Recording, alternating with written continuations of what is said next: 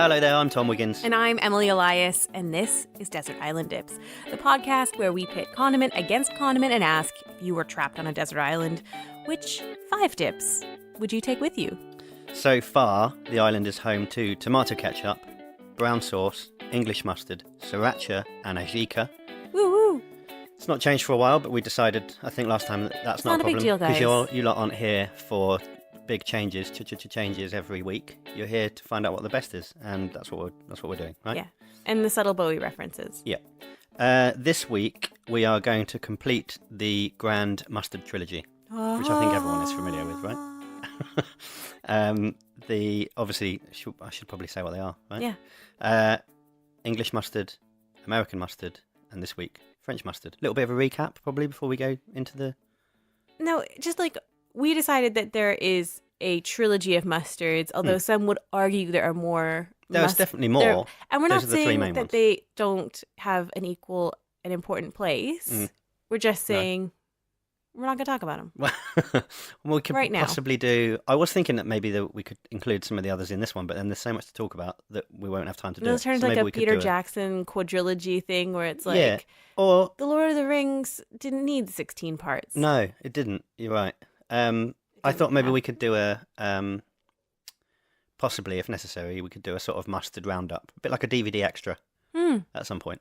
Anyway, English mustard we did a long time ago, and as we've said, it's on the island. American mustard, it's got its place in the condiment canon. I think we agreed when we did that episode a little while ago, but it feels sort of vaguely typical of the French that their one has a sort of grander story than all the others. Oh my goodness. Buckle up. You think about it, you probably could have Get predicted ready. that, right? So yes, quick mustard recap. Seeds first cultivated in India in around 3000 BC, so very old. It was used as a condiment and a medicine by the Greeks and the Egyptians, but it was the Romans that really made it popular. They brought it over to Europe in about the 9th century, and from there it goes to England, and from England and other places in Europe, because their version of mustard is kind of a combination of German and English, but milder than both of those. So, where do you think is the prime place to go for your mustard in the very, very early days of French mustard production? I would think it would be Paris, but I feel like that's sort of like a misnomer. Well, And I'm going to go with Nice. nice. Actually, I mean, we can't really pin it down very early on to one specific place, but in the sort of there's a lot of wine growing regions in France, obviously famous for its wine, and obviously they're growing tariffing the heck out of wine. And whatting? Tariffs. What does that mean? Oh, tariffs. Sorry, it's your crazy Canadian accent. So, not starting to make it topical. I guess we stay away from anything to do with Trump because we don't know where this is going to actually land on the day this Difficult podcast to airs. predict, isn't it? One of the places that used to grow a lot of the wine, monasteries. And monasteries they sort of took ownership of mustard production in the early days. So they were making loads and loads and loads of money out of making mustard. And before long, this I really like, by the way, there were condiment sort of hawkers walking the streets of Paris selling condiments to people eating their dinner, which for me is a concept that I am fully behind bringing back. I actually kind of think that's probably going to be my future. Yeah, it feels like a brand extension of Desert Island Dips is that we could set up me roving the streets of London with a box of condiments, begging people to buy them from me. It's a bit like DVD, like people go around selling knockoff DVDs and, well, drug dealers really. Wait, what drug dealer is selling me DVDs? No, as a separate example, we're just walking around. I've gone for like a much more wholesome example of like the guy selling you the £10 off-brand concert T-shirt. Didn't have to go straight to drugs, Tom. Well, sometimes I do. So I would be fully up for that, sort of like a Deliveroo type service, an app where you're in a restaurant and the condiments that they have provided are not adequate. So you fire up the Desert Island Dips app. Yeah. Someone on a bike nearby turns up. Me. Very, very broad selection of condiments available. What do you want? Good idea? I mean, good in concept, but like one of the big stipulations for Desert Island Dips is that you don't pay for condiments. So it would have to be like, I don't know, a subscription service, like an Amazon Prime still of paying, condiments. Yeah. I mean, Not for the we're taking them individual. to another level. Hey. Anyway, this did not exist in the early days of French mustard consumption, so we'll have to skip past it for now. Are you familiar with the concept of nepotism? I am very familiar with it. It has held me back in several jobs. It is, of course, nothing new. This is a wonderful example of nepotism that I can't remember if we mentioned on the previous episode or not. In the 14th century, Pope John the 22nd of Avignon had a lazy nephew who needed a job. Don't we all? Yeah. Not yet. Dream big. No, I don't. But maybe in our future. Could do with a job, maybe. He created, in order to give him a job, something to do, because he's too lazy. Because his sister was all at him of like, he's a good kid. He just needs a Just chance. needs someone to take a chance on him. And the chance that was taken on his nephew, who isn't named weirdly, despite being quite important in this, was that the Pope created a new post, a new role, which was the Grand Moutardier du Pape, which is the Grand Mustard Maker to the Pope. And he gave that job to his nephew. Whoa. So his nephew's job is just to make sure that his uncle is fully stocked with mustard at all times, which is not a bad situation to be in, really, is it? Wow. So he didn't even have to go door to door. He just had the to his power of the Catholic Church behind Pope him. uncle. Yeah. There's a phrase in French now, which is sort of similar to having the sort of saying someone's got ideas above their station, which is that you say that they think they are the Pope's chief mustard maker. Really? Which is great, isn't it? Is that like a colloquialism that I still use today? I've got it written down in French, but I think it's "C'est quoi le premier moutardier du pape?" That sounds about right. He thinks. C'est quoi? He thinks, Yeah. probably. Yeah. He thinks he is the mustard. Yeah. Yes. You got ideas above your station. You think you're the grand mustard master, which is nice. I might start using it. I think you should try sneak that into some copy. The problem is when I was looking at this and researching it, I found one that I think is even better, and I can't say without bursting into laughter. Oh, please, please. Which I didn't write the French down for this because I couldn't pronounce it, but it basically translates as you can't fart higher than your arse. What? Like, don't try and fart higher than your arse. It's only ever going to come out one hole. Honestly, you know when people ask you, like, if you could have a time machine and go back and tell your 13-year-old self something? Check out this new phrase that you need to start using. Why didn't I know that? It's so good, My isn't it? life could be so different. Apparently that is another French colloquialism, a French idiom. I love it. Which I think has now replaced my previous one, which is, well, it's just a term. Do you know Le Spirit d'Escalier?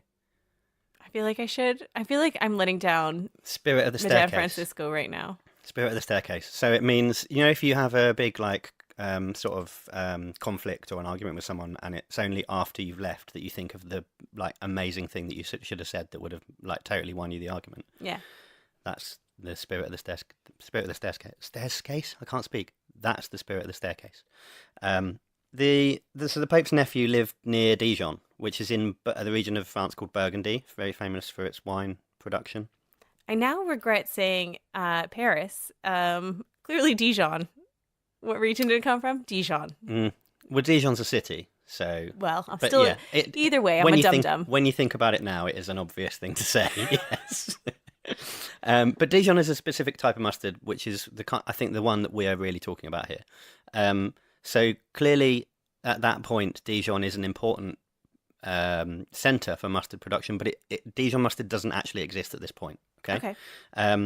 So for a very long time, the French take mustard production very, very seriously. There's I don't know what the name of it is, but when there's certain rules about you can only call a product something if it's from a particular place or made by a particular like company. Champagne, it has to be from yeah. the Champagne region. And I think they tried to do it with cheddar, but I don't think they got the certification for it. I feel like they did. So but then the Americans were just like, hey, not listening to you. Yeah.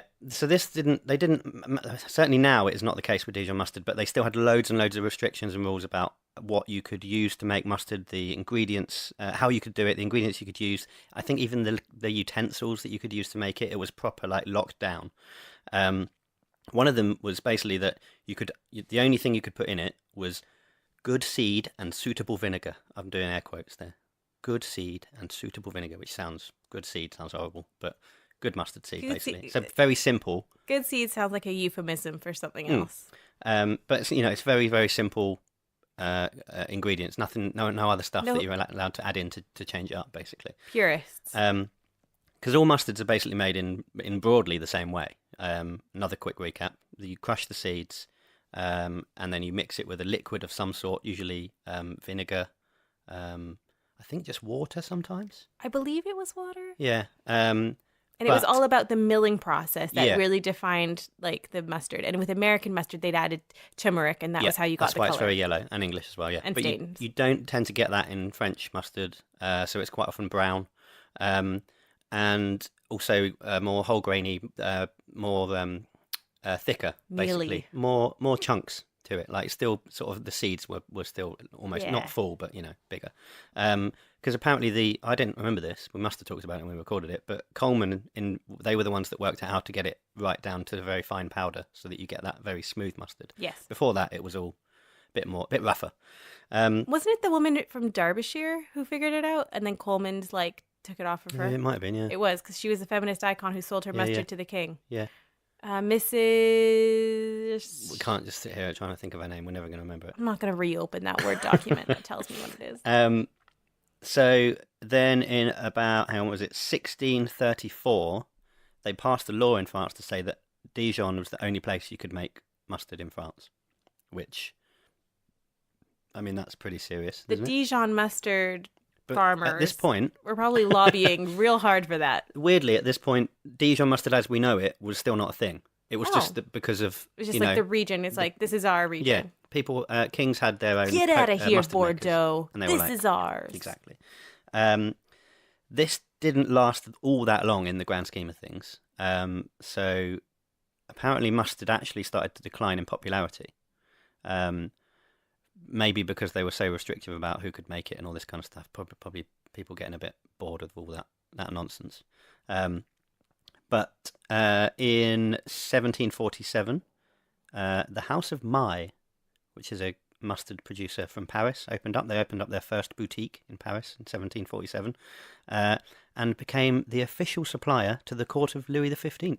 Ooh. Which is pretty fancy, isn't it? Apparently, loads of the kings had their own, they would have their favourite mustard. It's kind of the same way we'd have the royal warrant on things. Yeah. Now, he had a boutique of mustard. Yeah. That's impressive. I don't know why. I just feel like in that day and age, you probably have to diversify but just going hard in a sole boutique of mustard. I think they did vinegar as well. Fine. But whether they had a separate boutique for vinegar and a separate one for mustard, I'm not sure. Probably just different sections. I would think it's different sections because we can't have one without the other. But True. Still very fascinating. Yeah. So they opened in 1747. Not long after that, 1752, a chap called Jean, I'm going to say Nageon. I can't, yeah. You can't read it. No, so I don't have I'm not letting you see all the notes. Naigeon. Nageon? Nageon? Sorry, Jean, if you're listening, if we've pronounced your name wrong. Sorry for my horrendous French accent also. He used, instead of vinegar to make his mustard, he used something called verjuice, which I'd never heard of before. No. It's essentially what you get from pressing unripe grapes. So it's very acidic. But it makes the actual mustard less acidic when you use it instead of vinegar.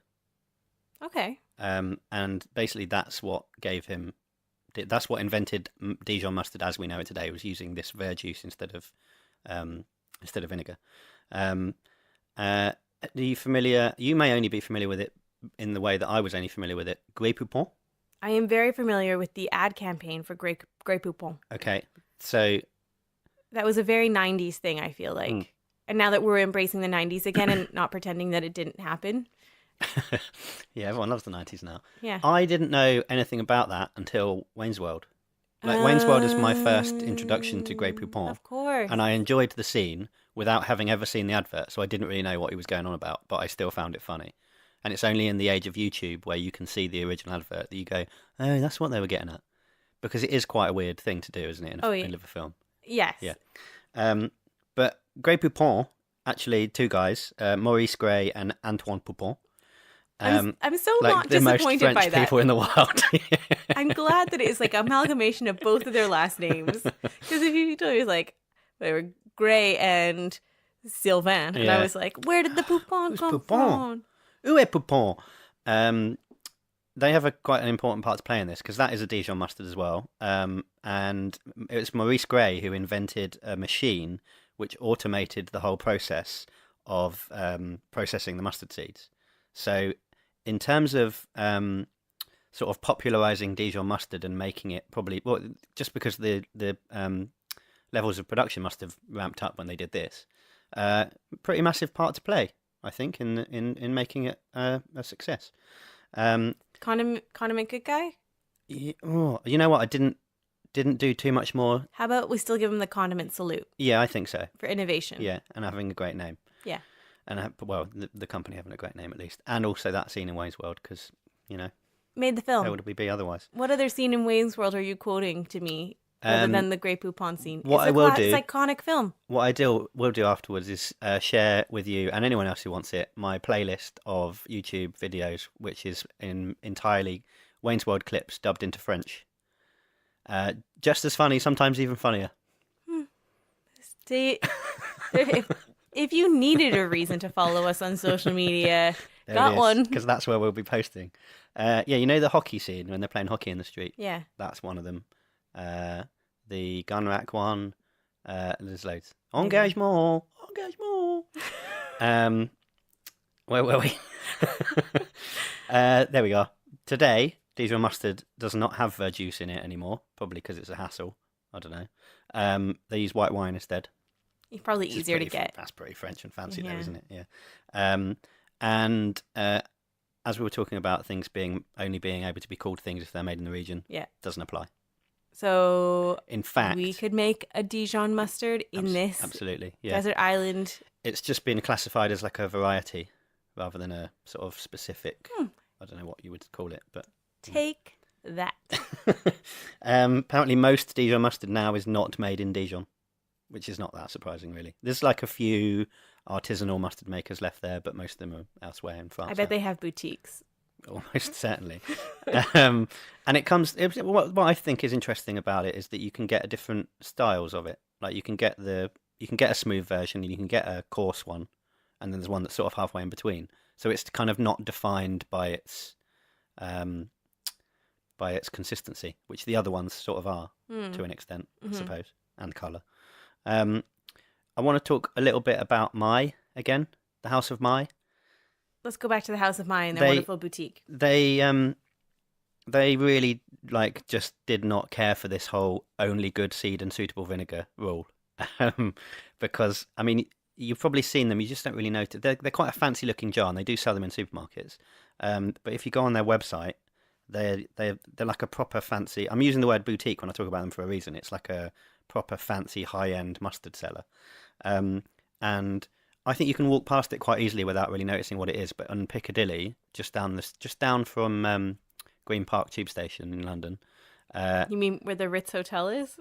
Pretty much next to it, there is a Mai shop that's been there since 2013. We went on the People's protest for the People's Vote. I don't know. People were doing something. It was loud. Everybody was walking, and it went past that route down like Piccadilly, where all the really like rich high end shops are, like a wine merchant that has been there since like 1300 and a cigar shop and the mustard shop, and all of the workers were just like stuck inside on their phones looking a bit like can we just calling their boss like, can we just leave? Can we just go? Because no one's coming in and buying stuff. These protesters super aren't stopping to buy high-end food. Can we just shut it down for the day? Do you know what what they would have found, or you would have found, or any of your fellow protesters would have found if you'd gone into the Mai boutique on Piccadilly? Mustard? Yeah, but like a insane range of mustard with weird stuff in. Really? Yeah. Like what kind of stuff? I've just picked out 3 examples here. Mustard with whiskey and smoked pepper. That sounds delicious. A white truffle mustard with Chardonnay wine. That sounds very pretentious. Yeah. And another one with rosemary honey. Hmm.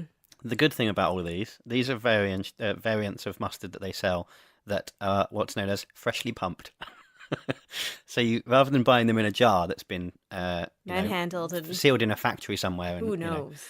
they come in like stoneware jars with cork lids on the top, so they're sort of proper old school. Look at me, I bloody love mustard. I'm well into it. That's How much is one of those costing you? the rosemary one, that last one, the Yeah, rosemary yeah. honey one I mentioned. That's limited edition. I think the others might possibly be as well, but the rosemary honey one is the one I've got the price of £26. Okay, to be honest, I thought the price point was going to be a lot more severe than that. It's still quite high. Oh, it's Oh, hang on, that's only for the 125 gram one. £38 for the 250 gram. yeah, And that is there's only 9. It's not a jar, sort of a jar. There's only 9 available of the in smaller the one. world. What on the website at the moment? But that would suggest that they're at least making them in fairly low quantities, which is how you get things to be proper limited edition. I mean, so, my Secret Santa gift limit for my family is £50, but I'm pretty sure they'd be pretty disappointed if they just got that one jar. £38, 250 gram jar of mustard with rosemary honey, freshly pumped my mustard. It'd almost you be could say worth that's it to my hear my mustard. dad complain about it for the next 20 years of, well, the remaining years of his life. Do you remember 'Cause when you bought me that mustard for Christmas? his deathbed, he'll just look at me and be like, remember the mustard. Do you not think that would, to be given that as a gift from somebody who does a podcast about condiments, that would sort of be quite fitting? Oh, he made very specific instructions this year that no condiments were to be given to him for Christmas. So you're not proud of us for doing this? No, so at my wedding, not our wedding, my wedding, we did a meat raffle because that's what you do. Yeah. And had a shoebox filled with condiments, which was mainly to date of the like desert island dips list. Mhm. And his wife won the meat raffle by random, and she won that prize. And they're just swimming in condiments right now. And he's like, "Just don't give me any more condiments. I want too many condiments in the house." Oh, that's a qualification that sort of makes sense around it then. Yeah, but I think he just generally isn't I mean, into it. what I do like about these is that you get tasting notes with them, like it's a posh wine. Like this one, the rosemary one, it says under the tasting notes, it says nose, be immersed in the middle of summer.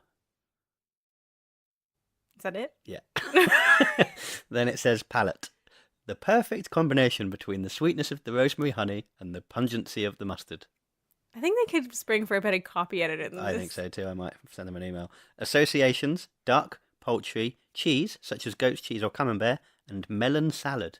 Now, for me, melon salad with mustard. And also, melon salad is like the worst salad. Yeah, Like I mean, M&S makes a Let's melon-free salad. I know it does. Yeah. Premium product. Do we need to do another podcast where we rate all the salads? For some reason, I don't think it would be as popular as this. No. And this one is very popular. Heating up the internet. So that is my story of French/Dijon mustard, because that's what I think people, that's Dijon is the one that is sort of most, well, it's the one that's very distinct from English and American, and then the other sort of European ones, for me. So to recap from last time, when we were comparing American and English mustard, we used sort of a spectrum of meats. The higher quality of meat, the higher quality of mustard you want. Yeah. So where do you feel that French mustard fits into this diagram? Like the poor quality hot dog and American mustard on one side, and the roast beef and English mustard on the other side. What are you... For me, it's basically on the same level as your English mustard. Maybe slightly lower down. Really? Why do I you dunno. say lower down? No, because I'm English. There's the Brexit of condiments coming out. I don't know. It's about this. I mean, it doesn't feel like I'm a proper spectrum. That for me, it feels like it's just two lumps. So for me, I feel like I associate your French mustards more with your cheese plates and like a vegetarian option because it's kind of got like a Oh, well, that'd be why I don't like it then. like a girthier, I don't know, like an earthier sort of like Mm. that I kind of like put it with like if I was to have like a cheese board or a charcuterie plate or something like that, I would feel like I tend to lean Yeah. towards like putting a French mustard in that. Yeah, I would agree with you there. So I'm just having a look at the gifts section on the My website Go on. to see if there's anything you can get for your dad. 50 quid, did you say? Yeah. That's quite a lot, isn't it? Well, we're just like Wow. everybody is Christmased out from all the years. About, One person. A gift that is perishable is the requirements. Oh, okay. We're all doing perishable gifts. My dad said, I don't want any plastic junk in my house. So Well, good on him for doing that, I suppose. yeah, but it's not for like the environment. It's for his selfish purposes that he doesn't like to trip over it. Like it's not. Well, £40 and 50 pence will get you black truffle mustard with Chablis in a red puce jar. I do like the poos. Or what else have we got? Oh no, that's sold out. That's sold out. Oh, a lot of stuff sold out, unfortunately. What would you That's bloody all sold out. There's hardly anything left. get for your parents? Well, we are doing Secret Santa this year in my family, but my sister's trying to make it really stingy and done like a £10 limit. And I was like, that's what you put on the That's one that you do in Christmas the office. party. It's like we are related, you know. Or maybe we're not. I don't know. Is she We are trying twins. to tell you We're definitely something? related. Is she going through hard times? Does she not like her husband that much or your parents? Probably all of those things. Yeah, I would have thought. And I'd already bought her something for Christmas, but she's not getting it now because I haven't got her in the Secret Santa. So What are you going to do with it? Um, eBay. I don't know. Might give it to her for her birthday. Which is conveniently my Conveniently, birthday. your birthday and my birthday. What a party it's going to be. What I think I know, as seems how I start this sentence of every episode. I think I know where this is going. Would you, Emily Elias, put French mustard onto the island?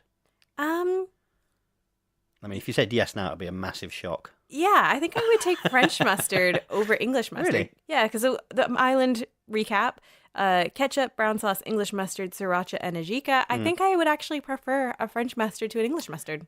Are you thinking that there's too much of an English representation on the island there, and it might help to spice things up a little bit? I mean, I think I'm just Or do you like, just prefer it? I think I'm just going for pure preference. I think I would prefer the French mustard to the English mustard. Okay, fair enough. But like, it's not anything I could like tangibly point to. It's just more like of a feeling. Okay. Maybe it's for the Grey Poupon man. Maybe it's for If he the comes with idea you. that we could have a boutique on the island That would be nice. that is like clearly not in Dijon, but still allowed to make Dijon mustards. And you are, that's fine. They don't have that rule. And, they've got these boutiques. I've got these boutiques all over the place. So. And also, like, it'd probably be less work making the French mustard because I don't have to, like, work as hard as grinding it up than making, like, an English Yeah, mustard. but you've got to find some Chablis and some Ooh, spiders' big problems. spiders' lips and stuff to put in it to make sure it's all fancy. What do you mean big problems? You're on a desert island. Yeah, but it comes with it, doesn't it? It's a part of the condiment journey. I don't know. I think I'd be happy with changing out the English for the French. Is that a traitor? Am I a traitor? I mean, I wouldn't do that. And we need mutual consent for this to be the case, right? Yeah, unfortunately. Otherwise, soy sauce and all sorts of other things to be on the island. I think if we were to be really, really relaxed with the rules, Yeah. you could just, and we're not going to be, by the way, you could just say mustard and then allow the inhabitant to choose their own type. But it doesn't work like that, does it? That is a massive cop-out. We set up this game with like weird rules that we hold each other to account on I'm saying for that no reason other than... I'm saying that more for the listeners, so that if they want to play the game, if they want to join in, then they would be allowed to do that if they were cowards. But if they want to stick to the rules hard and fast like we do, then you've got to select one or the other. And you select. And I'm still sticking to English mustard. I'm sorry. That's okay. I'm a little disappointed. I actually kind of did think there was going to be change on the island Really? today. Yeah. Well, But these things don't happen. My life is one string of crushing disappointments after another. Why would this podcast recording be any different? What's most important is that we have learned a fun phrase to use in the future when someone's trying to get a bit hoity-toity and getting a bit out of their box. Oi, mate, stop trying to fart higher than your ass. It's so good. I think it sounds better when it's coming with your accent in particular. Oi, mate. It's the visual. It's the thought of someone trying to do it.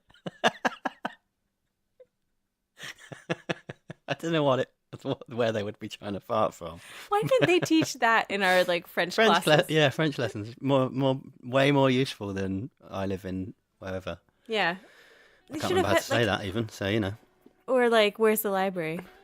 Où est la bibliothèque? The book disco. Yeah. Take me to that book disco. Take me to the book disco.